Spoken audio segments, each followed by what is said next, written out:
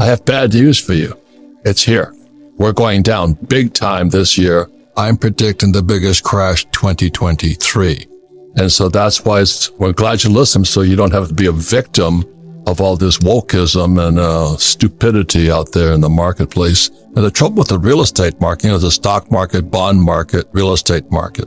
Trouble with the real estate market, when it goes down, it's like a sinkhole. It takes businesses, neighborhoods, it takes everything with them because it affects so many more people. Where a stock, you could lose Apple and you're not in Apple, it doesn't affect you. But when you lose a business or real estate and all this, it takes everything down with them.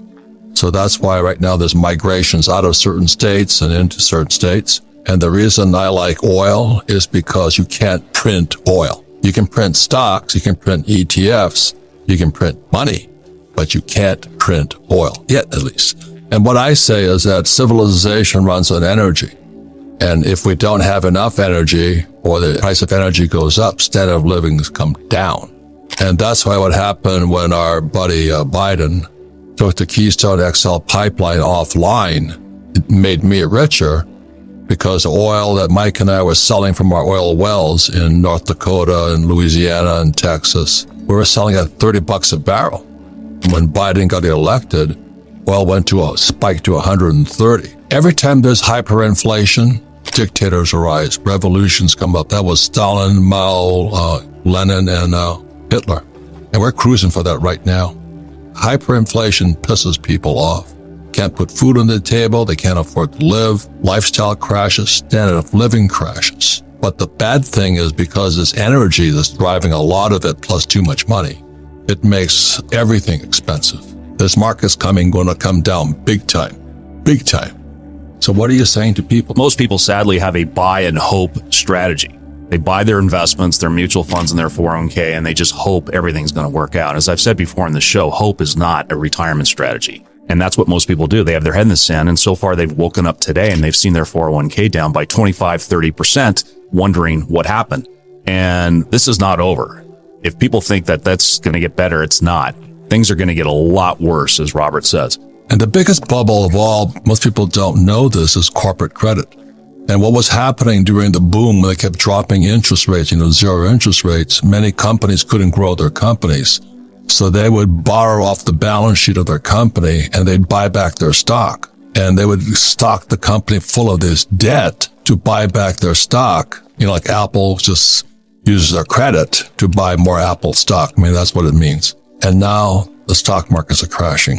The same with bond markets. The reason London or England just went down is they couldn't make the pensions, the defined benefit pensions for the people. So what they did is they borrowed money at 0% to buy bonds at 3%, hoping that would pay for the retirees. And there's, like in America, 10,000 a day retiring today. And all of a sudden, when they did that thing where they reversed and the interest rates dropped, bond markets dropped. I won't touch anything you can print. If you can print it, toilet paper is printable. That's how I look at it. Well, it's as John said, a lot of people with 401ks, they're a buy and hold strategy. I think most people that are accredited and have made a lot of money in their career, one, they want to put that money to work where they can generate cash flow. And two, they want to not pay taxes. Right. But anyway, as far as oil and gas, you have what's called intangible drilling cost deductions, or IDCs. And IDCs is pretty much, you can write off right at about 75% of that in a well. So an investor that's coming in who is in a top tax bracket, he's able to actually create a savings because the federal government is coming in and they're writing that off because they want people to find, regardless of what you read in the paper today, we still need oil and gas reserves. So those tax advantages are still there.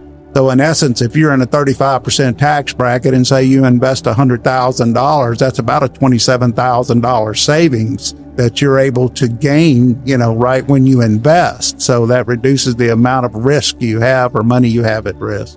Right. That's what Tom Wheelwright writes about in his Tax-Free Wealth book.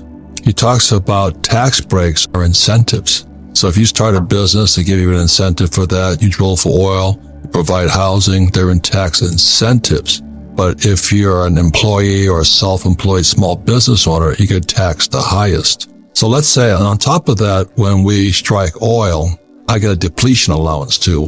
What does that mean? Well, the depletion allowance is on every dollar that is produced or you make income from oil. The federal government allows you to take a 15% depletion allowance. So you're able to take that off of your income that you're generating from oil and gas. But the main plus is that you're looking for cash flow, right? You're looking to strike oil. You're looking for that oil. We're not to buy, hold, and pray. No. that's right. I mean, I'm not. I want my money back and pay no taxes. Right. Basically, you're drilling wells. The areas that we participate in are primarily the Bakken up in North Dakota, which it's an unconventional play, like we talked about a little bit earlier, the horizontal play. But there's been over 14,000 wells drilled there now. And what's happened is some of the things I've invested in, you're still paying me, right? Right. You're getting a check every month. Yeah. And that's why, John, you don't find me with a 401k, celebrating because the cash is flowing the other way. It's flowing to Wall Street. And when I invest with Mike Maselli, it's flowing towards me and the government gives me tax breaks.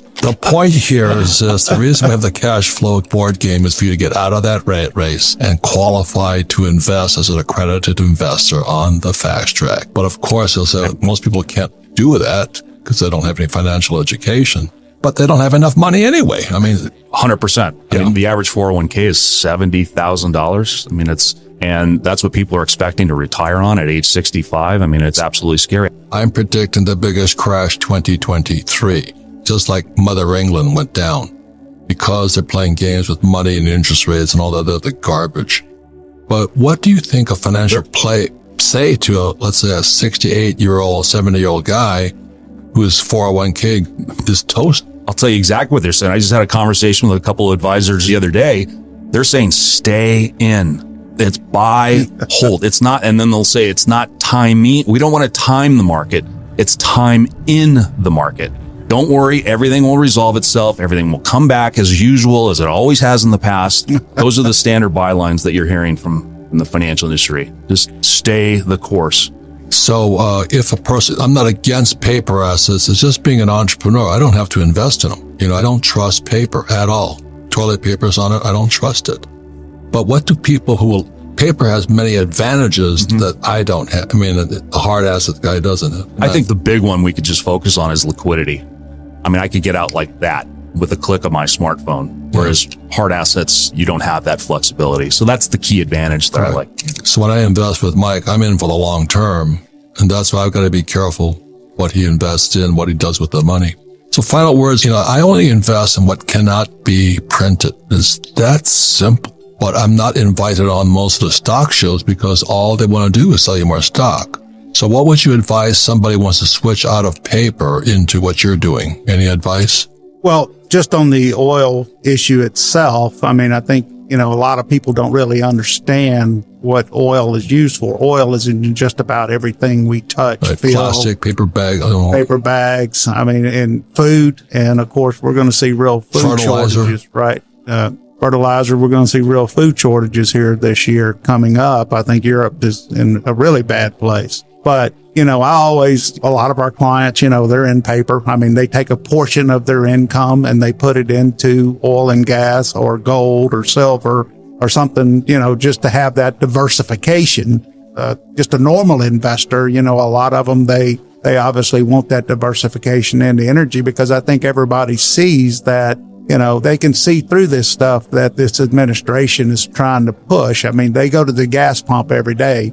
Diesel is still selling for close to $5 a gallon. I mean, as far as that, gasoline is still, even though they can continue to say, that it's going down, I mean, they're depleting our national reserves. I mean, what is that? Why are they depleting our reserves? They could just drill more.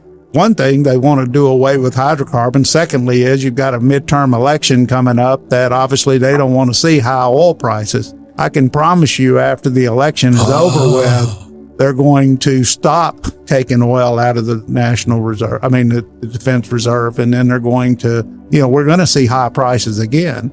But that's the reason why. How many barrels of oil how many millions of barrels? I think they're releasing 1 million barrels a day just to keep the price down. So they get reelected? So they get reelected, and then they can go forward and push this Green New Deal even further than it is today.